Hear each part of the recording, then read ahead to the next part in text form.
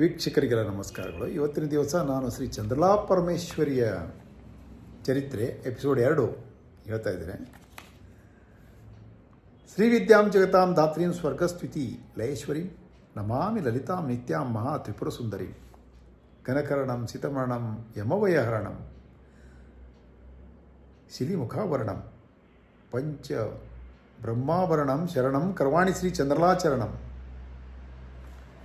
ಈ ಹಿಂದೆ ಅಧ್ಯಾಯ 1ರಲ್ಲಿ ಹಿಂದಿನ ಎಪಿಸೋಡಲ್ಲಿ ನಾವು ಹೇಳಿದ್ವಿ, ಶ್ರೀ ಚಂದ್ರಲಾ ಪರಮೇಶ್ವರಿ ತಾಯಿಯು ಗುಲ್ಬರ್ಗ ಜಿಲ್ಲೆಯ ಚಿತ್ತಾಪುರ ತಾಲೂಕಿನ ಸನ್ನತಿ ಎಂಬ ಗ್ರಾಮದಲ್ಲಿ ನೆಲೆಸಿದ್ದಾಳೆ ಅಂತ. ಹಾಗೂ ಅದು ತುಂಬ ಪ್ರಾಚೀನವಾದ ಮತ್ತು ಪುಣ್ಯಕ್ಷೇತ್ರ. ಈ ದೇವಿ ಮಹಾತ್ಮೆಯನ್ನು ಅಥರ್ವಣವೇದ, ಸ್ಕಂದ ಪುರಾಣ, ಹರಿವಂಶ, ಮತ್ಸ್ಯ ಪುರಾಣ, ಭಾಸ್ಕರಾಖ್ಯಾನ, ಸಪ್ತಶತಿ ಪಾರಾಯಣ ಮತ್ತು ಮಾರ್ಕಂಡ್ಯ ಪುರಾಣಗಳಲ್ಲಿ ಹೇಳಿದೆ. ಅಂದರೆ ಅದಕ್ಕೆ ಇದು ತುಂಬ ಪ್ರಾಚೀನವಾದದ್ದೆಂದು ಹೇಳಲ್ಪಟ್ಟಿತು. ಮತ್ತು ಗುರುಚರಿತ್ರೆ 45ನೇ ಅಧ್ಯಾಯ ನೋಡಿ, ಅಲ್ಲಿ ನಂದೀಶರ್ಮ ಎಂಬ ಒಬ್ಬ ತೊನ್ನು ರೋಗಿ ಇರ್ತಾನೆ. ಅವನು ತನ್ನ ಕಾಯಿಲೆ ಗುಣಪಡಿಸಿಕೊಳ್ಳಲು ತುಳಜಾಭವಾನಿಗೆ 3 ವರ್ಷ ಸೇವೆ ಮಾಡ್ತಾನೆ. ಆಗ ತುಳಜಾಭವಾನಿ ಶ್ರೀ ಚಂದ್ರಲಾ ಪರಮೇಶ್ವರಿಯನ್ನು ಆಶ್ರಯಿಸು ಅಂತ ಹೇಳ್ತಾಳೆ. ಅಲ್ಲಿನೂ ಹೇಳಲಾಗಿದೆ ದೇವಿ ಬಗ್ಗೆ. ಈಗ ಶ್ರೀ ಚಂದ್ರಲಾ ಪರಮೇಶ್ವರಿಯು ಹಿಂಗ್ಲಾಜ್ ಎಂಬ ಶಕ್ತಿಪೀಠದಿಂದ, ಇದು ಬಲೂಚಿಸ್ತಾನ್ ಪಾಕಿಸ್ತಾನ್, ಆವಾಗ ಪಾಕಿಸ್ತಾನ ಇರಲಿಲ್ಲ, ಭಾರತ ಮಾತ್ರ ಇತ್ತು, ಅಲ್ಲಿದ ದೇವಿಯನ್ನು ತಂದರು ಅಂತ ಹೇಳಿದ್ವಿ. ಇಲ್ಲ, ದೇವಿಯನ್ನು ಕರೆತಂದರು. ದೇವಿನೇ ಬಂದಳು. ಯಾಕೆ ಬಂದಳು, ಹೇಗೆ ಬಂದಳು ಮತ್ತು ಯಾರು ಕರೆತಂದರು ಎಂಬುದರ ಬಗ್ಗೆ ಈ ಅಧ್ಯಾಯ 2ರಲ್ಲಿ ವಿಸ್ತಾರವಾಗಿ ಹೇಳಿದ್ದೇವೆ, ತಮಗೆ ಗೊತ್ತಾಗಬಹುದು. ಅಂದು ರಾಮಾಯಣದ ಕಾಲ, ತ್ರೇತಾಯುಗ. ಶ್ರೀರಾಮನು ರಾವಣನನ್ನು ಸಂಹರಿಸಿ ವಿಭೀಷಣನಿಗೆ ಲಂಕೆಯ ಪಟ್ಟಕಟ್ಟಿ ಸೀತೆ ಮತ್ತು ಲಕ್ಷ್ಮಣರೊಂದೊಡೆಗೂಡಿ ಅಯೋಧ್ಯೆಗೆ ಮರಳಿದನು. ಆಗ ಪ್ರಜೆಗಳು ಹಿಗ್ಗಿದರು. ಅವರೆಲ್ಲರೂ ಶ್ರೀರಾಮಚಂದ್ರನ ಪಟ್ಟಾಭಿಷೇಕವನ್ನು ವಿಜೃಂಭಣೆಯಿಂದ ನೆರವೇರಿಸುವ ಸಿದ್ಧತೆಯನ್ನು ನಡೆಸಿ ನಾನಾ ದೇಶಗಳಿಗೆ ಆಮಂತ್ರಣ ಪತ್ರಣಗಳನ್ನು ಕಳುಹಿಸಿದರು. ಈ ಸೇತು ಬಂದ ಕಾರ್ಯದಲ್ಲಿ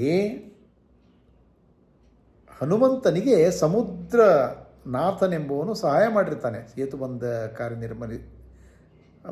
ನಿರ್ಮಿಸುವಾಗ ಸೇತುಬಂಧವನ್ನು. ಅದಕ್ಕೆ ಅವನು ಹೇಳ್ತಾನೆ, ತಾನು ಮಹಾಕಾರ್ಯ ಮಾಡಿದ್ದೇನೆ, ತಾನಿರದಿದ್ದರೆ ಸೇತುಬಂಧ ಕಾರ್ಯವು ನೆರವೇರುತ್ತಿರಲಿಲ್ಲ ಎಂದು ತುಂಬ ಅಹಂಕಾರಿಯಾಗಿರ್ತಾನೆ, ಅಹಂಕಾರ ಪಡ್ತಿರ್ತಾನೆ. ಯಾರೋ ಈ ಸಮುದ್ರನಾಥ. ಹಾಗೆ ಹೇಳ್ತಾನೆ, ತನಗೆ ಸರಿಸಮಾನರು ಯಾರೂ ಇಲ್ಲ ಅಂತ ಜಂಬ ಕೊಚ್ಚಿಕೊಳ್ತಾ ಇರ್ತಾನೆ. ಇವನ ಮಾತು ಹನುಮಂತನಿಗೆ ಸಹಿಸಲಿಲ್ಲ ಹನುಮಂತ. ಅಂತೆಯೇ ಶ್ರೀರಾಮಚಂದ್ರನ ಪಟ್ಟಾಭಿಷೇಕದ ಆಮಂತ್ರಣವು ಸಮುದ್ರನಾಥನಿಗೆ ಕಳುಹಿಸಲಿಲ್ಲ. ಈ ಸಮಾರಂಭಕ್ಕೆ ಅನೇಕ ರಾಜರು, ಮಾಂಡಲಿಕರು ಆಗಮಿಸಿ ಶ್ರೀರಾಮಚಂದ್ರನಿಗೆ ಉಡುಗೊರೆ ಕೊಟ್ಟು ಸತ್ಕರಿಸಲ್ಪಟ್ಟರು. ಈ ವಿಷಯ ಸಮುದ್ರನಾಥನಿಗೆ ತಿಳಿದು ತನಗೆ ಆಮಂತ್ರಣ ಸಿಗಲಿಲ್ಲವೆಂದು ತಕ್ಷಣವೇ ಕೋಪಗೊಂಡು ತಾಳ್ಮೆ ಕಳೆದುಕೊಂಡು ಶ್ರೀರಾಮಚಂದ್ರನ ಪಟ್ಟಾಭಿಷೇಕದ ಸ್ಥಳಕ್ಕೆ ಬಂದು ನುಡಿತಾನೆ, ಶ್ರೀರಾಮಚಂದ್ರ, ನಿನಗೆ ನಾನು ಮಾಡಿದ ಉಪಕಾರವನ್ನು ನೀನು ಮರೆತಿದ್ದೀಯಾ ಮತ್ತು ನೀನು ಅನಂತ ಜನ್ಮಗಳವರೆಗೆ ನನ್ನನ್ನು ನೆನೆಸಬೇಕಾದದ್ದು. ಅಂಥ ಉಪಕಾರ ಮಾಡಿದ್ದೀನಿ ನಾನು ನಿನಗೆ. ಒಂದು ಜನ್ಮಗಳೇ ಅನಂತವಾಗಿ ನೀನು ನೆನೆಸ್ಬೇಕು. ಅಂಥ ಉಪಕಾರ ಮಾಡಿದ್ದೀನಿ ನಾನು. ಒಂದು ಆಮಂತ್ರಣ ಪತ್ರವನ್ನು ಕಳಿಸಲಾಗಲಿಲ್ಲವೇ ನಿನಗೆ ಸೊಕ್ಕು ಬಂದಿದೆ ಅಂತ ಹೀನವಾಗಿ, ಕಠೋರವಾಗಿ ಮತ್ತು ಹಗುರವಾಗಿ ನುಡಿತಾನೆ ಸಮುದ್ರನಾಥ. ಅದರಿಂದ ಸೀತಾದೇವಿ ನೊಂದುಕೊಳ್ತಾಳೆ. ಮಂತ್ರಿಗಳು ಖಡ್ಗವನ್ನೆತ್ತಾರೆ. ಆದರೆ ಶ್ರೀರಾಮಚಂದ್ರ ಮಾತ್ರ ಶಾಂತವಾಗಿಯೇ ಇರ್ತಾನೆ. ಹಾಗೂ ಶ್ರೀರಾಮಚಂದ್ರ ತನ್ನ ಮಂತ್ರಿಗಳಿಗೆ ವಿಚಾರಿಸ್ತಾನೆ, ಸಮುದ್ರನಾಥನಿಗೆ ಆಮಂತ್ರಣ ಪತ್ರಿಕೆ ಕಳಿಸದಿರುವ ಕಾರಣ ತಿಳಿದುಕೊಳ್ತಾನೆ. ಅವಾಗ ಎಲ್ಲರೂ ಹೇಳ್ತಾರೆ, ಪ್ರಭುಗಳೇ, ಇವನ ದುರಂಕಾರವೇ ಇವನಿಗೆ ಕಾರಣ. ಅವಾಗ ಶ್ರೀರಾಮಚಂದ್ರನು ಹೇಳ್ತಾನೆ, ಸಮುದ್ರನಾಥನೇ, ನೀನು ಮಾಡಿದ ಸಹಕಾರ ಸಹಾಯಕ್ಕೆ ಮೆಚ್ಚಬೇಕಾದದ್ದೇ, ನಾನು ಮೆಚ್ಚಿದ್ದೇನೆ. ಆದರೆ ಅದನ್ನು ಹೇಳಿಕೊಳ್ಳುವುದರಿಂದ ಅದರ ಘನತೆ ಮತ್ತು ಮಹತ್ವ ಕಳೆದುಕೊಂಡು ಹೋಯಿತು ಅಂತ ಹೇಳ್ತಾನೆ. ಯಾವಾಗಲೂ ಸಹಾಯ ಮಾಡಿದ್ದವನ್ನು ಗುಪ್ತವಾಗಿಡಬೇಕು ಅಂತ ಹೇಳ್ತಾನೆ. ಆವಾಗ ಸಮುದ್ರನಾಥನು ಕೋಪಗೊಂಡು ಅವನ ಮಾತು ಕೆರಳಿಸಿತು, ಶ್ರೀರಾಮಚಂದ್ರನ ಮಾತು ಕೆರಳಿಸಿತು ನಿನಗೆ ಮತ್ತೆ ಹೇಳ್ತಾನೆ, ನಿನಗೆ ಮತ್ತೆ ಸಂಕಟ ಬಂದಾಗ ಮಾತ್ರ ನನ್ನ ನೆನಪಾಗುತ್ತದೆ ನಿನಗೆ ಎಂದು ಬಿರುಸು ನುಡಿಗಳನ್ನು ನುಡಿದಾಗ ಸೀತೆ ಕಡೆಗೆ ನೋಡಿ ಹೇಳ್ತಾನೆ, ನಿನಗೆ ಸುಂದರವಾದ ಹೆಂಡತಿ ದೊರೆತಿರೋದ್ರಿಂದ ನೀನು ಸೊಕ್ಕಿಗೆದ್ದಿರುವೆ ಅಂತ ಹೇಳ್ತಾನೆ. ಇರಲಿ, ಈ ಜನ್ಮದಲ್ಲ, ಮುಂದಿನ ಜನ್ಮದಲ್ಲಾದರೂ ನಿನ್ನ ತಲೆಯನ್ನು ಕೆಳಗೆ ಮಾಡದಿದ್ದರೆ ನನ್ನ ಹೆಸರು ಸಮುದ್ರನಾಥನಲ್ಲ ಅಂತ ಪಣ ತೊಡ್ತಾನೆ. ಹಾಗೇ ಮತ್ತೆ ಹೇಳ್ತಾನೆ, ಮುಂದಿನ ಜನ್ಮದಲ್ಲಿ ನಿನಗೆ ಸೀತೆ ಇಲ್ಲದಂತೆ ಮಾಡ್ತೀನಿ, ಸಿಗದೇ ಇರೋವಾಗ ಮಾಡ್ತೀನಿ ಅಂತ ಪಣ ತೊಟ್ಟಾಗ ಶ್ರೀರಾಮಚಂದ್ರನ ಶಾಂತವಾಗಿಯೇ ಇರ್ತಾನೆ. ಆದರೆ ಸೀತಾದೇವಿ ಮಾತ್ರ ಕೋಪಗೊಂಡು ಹೇಳ್ತಾಳೆ, ನಿನ್ನಂಥ ಬಡಪಾಯಿಗಳನ್ನು ಕೊಲ್ಲಲು ಶಕ್ತಿ ಸಾಧನಗಳು ಬೇಕಿಲ್ಲ, ಅಸ್ತ್ರಶಸ್ತ್ರಗಳು ಬೇಕಿಲ್ಲ, ಹಾಗೂ ಚತುರಂಗ ಸೈನ್ಯದ ಅವಶ್ಯಕತೆ ಇಲ್ಲ.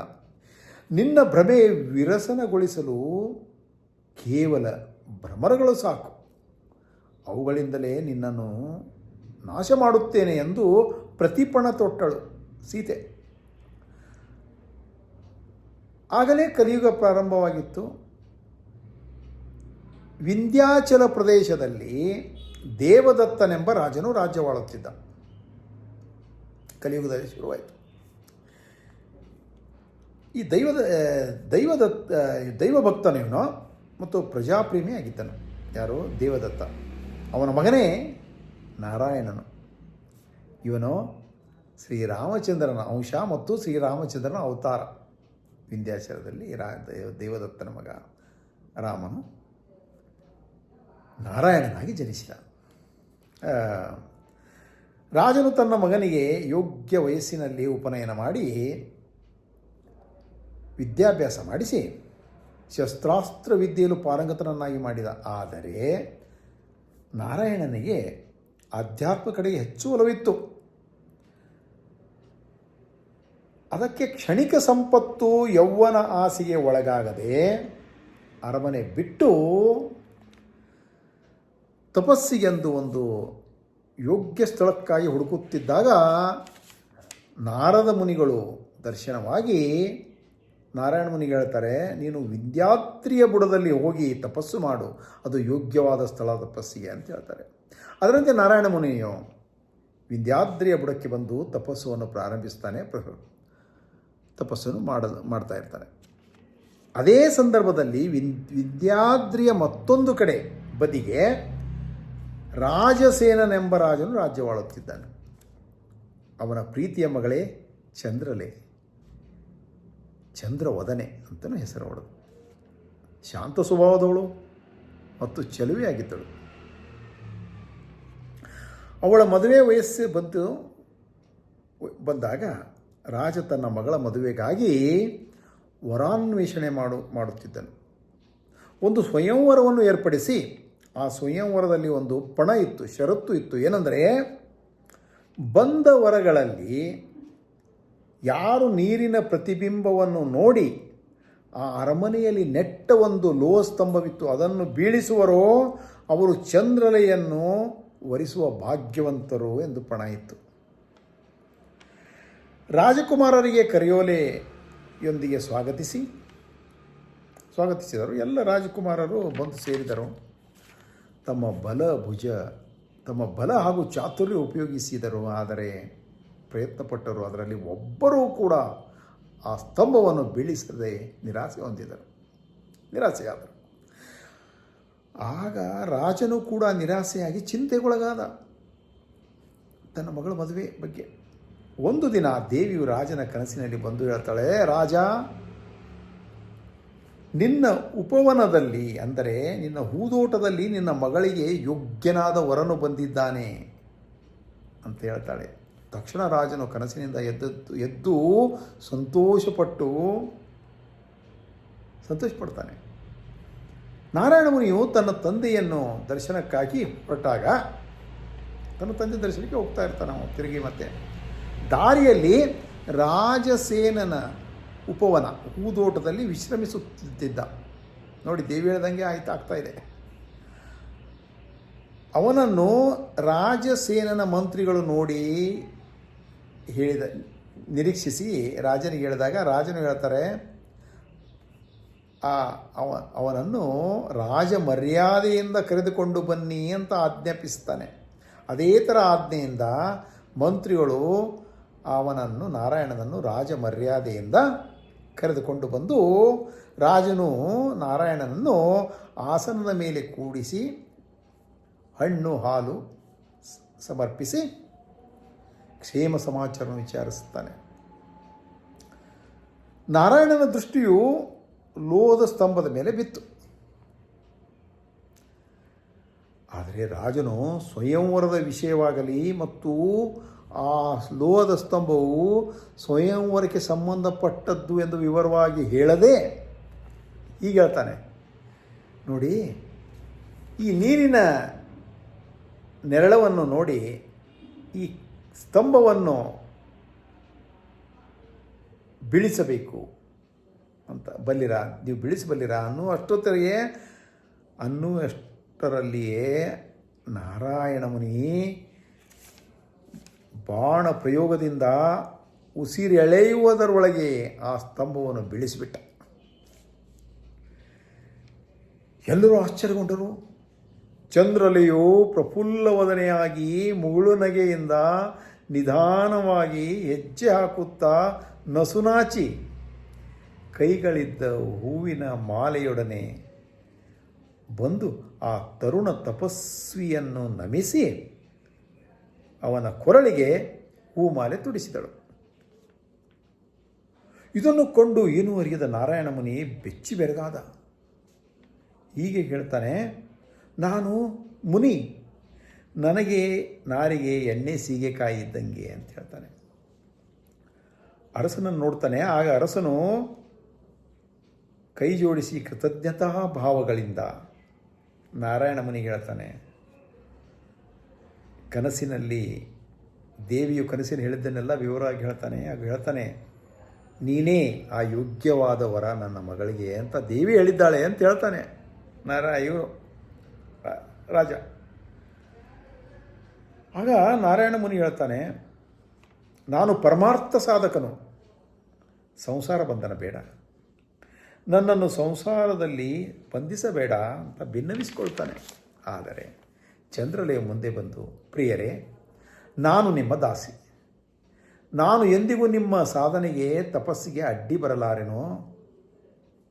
ನಿಮ್ಮೊಡನೆ ಬಾಳಿ ಸೇವೆ ಮಾಡಿ ನನ್ನ ಜನ್ಮ ಸಾರ್ಥಕ ಮಾಡಿಕೊಂಡು ತವರಿಗೂ ಗಂಡನ ಮನೆಗೂ ಹೂವು ತರುವೆನಲ್ಲದೆ ಹುಲ್ಲು ತರಲಾರೆನು ಅಂತಾಳೆ.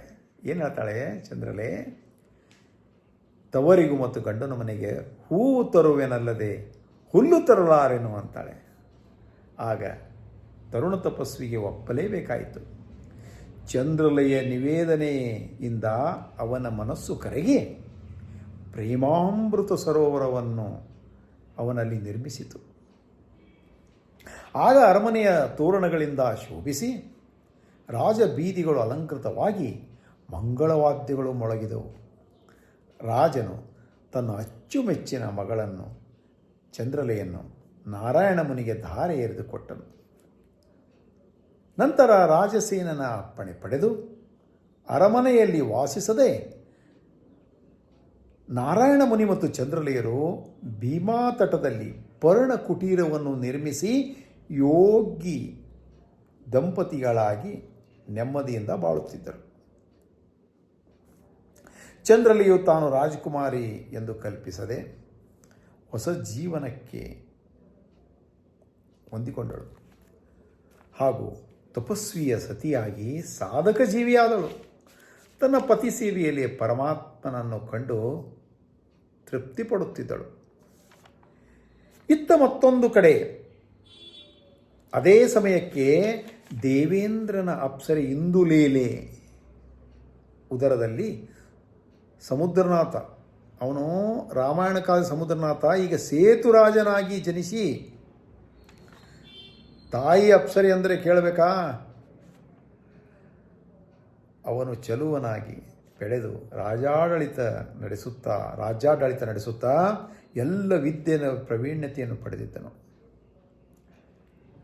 ಅವನು ಈಶ್ವರನ ಪರಮ ಭಕ್ತನು. ಈಶ್ವರನನ್ನು ಕುರಿತು ತಪಸ್ಸು ಮಾಡಿ ಈಶ್ವರನು ಮೆಚ್ಚಿ ಪ್ರತ್ಯಕ್ಷನಾಗಿ ಅವನ ಅಪೇಕ್ಷೆಯನ್ನು ಕೇಳಿದಾಗ ಅವನು ಹೇಳ್ತಾನೆ, ಯಾರೋ ಸೇತುರಾಜ, ನನ್ನ ತಾಯಿ ಇಂದುಲೀಲೆ ಪಾತಾಳ ಆದಿಶೇಷನ ಮಗಳು. ಅದಕ್ಕೆ ನನಗೆ ಪುನಃ ಪಾತಾಳ ಲೋಕವನ್ನು ಸೇರುವ ಆಸೆ. ಸಮುದ್ರದ ನೀರು ಆವಿಯಾಗಿ ಮುಗಿಲು ಸೇರಿ ಮತ್ತೆ ಮಳೆಯಿಂದ ಇಳಿದು ಹಳ್ಳ ಕೊಳ್ಳ ನದಿಯಾಗಿ ಸಮುದ್ರ ಸೇರಲೇಬೇಕು. ಹಾಗೆ ನಾನು ನನ್ನ ಮೂಲ ಲೋಕ ಸೇರಲೇಬೇಕೆಂದು ಬೇಡಿಕೊಂಡ. ಆಗ ಈಶ್ವರನು ತಥಾಸ್ತು, ನಿನ್ನ ಇಚ್ಛೆ ಪೂರ್ಣವಾಗುವುದು, ಕಾಲವೊಂದೊಡನೆ ದೇವಿಯು ನಿನಗೆ ಮಾರ್ಗ ತೋರಿಸುತ್ತಾಳೆ ಎಂದು ಹೇಳಿ ಅದೃಶ್ಯನಾದನು ಈಶ್ವರ. ಸೇತುರಾಜ ದಕ್ಷ ಆಡಳಿತಗಾರ, ಧಾರ್ಮಿಕ ಕಾರ್ಯಕ್ಕೆ ಪ್ರೋತ್ಸಾಹಿಸುವವನು, ದಾನವಂತನಾಗಿದ್ದ ಹಾಗೂ ಯಜ್ಞ ಯಾಗಗಳನ್ನು ನೆರವೇರಿಸುತ್ತಿದ್ದ, ತೀರ್ಥಕ್ಷೇತ್ರಗಳಲ್ಲಿ ಅನ್ನಛತ್ರ ನಿರ್ಮಿಸುತ್ತಿದ್ದ, ಒಳ್ಳೆಯ ರಾಜನೆಂದು ಅನಿಸಿಕೊಂಡಿದ್ದ. ಹಾಗೂ ಸಾತ್ವಿಕನಾಗಿದ್ದ, ಚೆನ್ನಾಗೇ ಇದ್ದ. ಸೇತುರಾಜ ಗ್ರಂಥಗಳನ್ನು ಓದ್ತಾ ಇದ್ದ. ಅವನ ಹವ್ಯಾಸ ಇತ್ತು. ಒಂದು ಸಲ ಗ್ರಂಥವನ್ನು ಓದುವಾಗ ಅವನ ಮನಸ್ಸು ಬದಲಾಗಿ ಬಿಟ್ಟಿತು. ಆ ಗ್ರಂಥದಲ್ಲಿ ಹೀಗೆ ಬರೆದಿತ್ತು, ಅಸಂತುಷ್ಟೋ ದ್ವಿಜೋ ನಷ್ಟ ಸಂತುಷ್ಟೇನ ಕ್ಷತ್ರಿಯ. ಅಂದರೆ ದ್ವಿಜನು ಬ್ರಾಹ್ಮಣನು ಅಸಂತುಷ್ಟದಿಂದ ಭವಿಷ್ಯವನ್ನು ಕಳೆದುಕೊಂಡರೆ, ಸಂತುಷ್ಟದಿಂದ ಇರುವ ಕ್ಷತ್ರಿಯನು ಭವಿಷ್ಯವನ್ನು ಕಳೆದುಕೊಳ್ತಾನೆ ಅಂತ. ಅಂದರೆ ಬ್ರಾಹ್ಮಣನು ಹೆಚ್ಚು ಆಸೆ ಪಡಲಾರದೆ ಇರುವುದರಲ್ಲೇ ಸಂತೋಷವಾಗಿರಬೇಕು. ಆದರೆ ಕ್ಷತ್ರಿಯನು ಮಾತ್ರ ಸಂತೋಷದಿಂದಿರದೇ ಹೆಚ್ಚು ಆಸೆಯಿಂದ ಹೆಚ್ಚು ರಾಜ್ಯವನ್ನು ವಿಸ್ತರಿಸಬೇಕು, ಆವಾಗಲೇ ಅವನು ಸುಖವಾಗಿರ್ತಾನೆ ಅಂತ. ಅಂದಿನಿಂದ ತನ್ನ ರಾಜ್ಯದ ವಿಸ್ತಾರದ ಕಡೆಗೆ ಗಮನ ಸೆಳೆಯಿತು ಅವನು. ಆವಾಗ ಅವನು ಮತ್ತೆ ಈಶ್ವರನ ಕುರಿತು ಪ್ರಾರ್ಥಿಸಿ ತಪಸ್ಸು ಮಾಡಿ ಈಶ್ವರನು ಅವನಿಗೆ ವರ ಕೇಳಲಾಗಿ ಹೇಳ್ತಾನೆ, ಹಿಂದೆ ಹಿರಣ್ಯಕಶ್ಯಪ ರಾವಣರಂತೆ ತನಗೂ ಕೂಡ ಯಾರಿಂದಲೂ ಅದೇ ಸಾವಾಗಬಾರದು, ಯಾರೂ ಸಾಯಿಸಬಾರ್ದು ನನ್ನ, ಮತ್ತು ವಜ್ರದೇಹಿಯಾಗಿ ತ್ರಿಲೋಕಕ್ಕೆ ಪತಿಯಾಗಬೇಕು ಅಂತ ಬೇಡ್ತಾನೆ ವರ.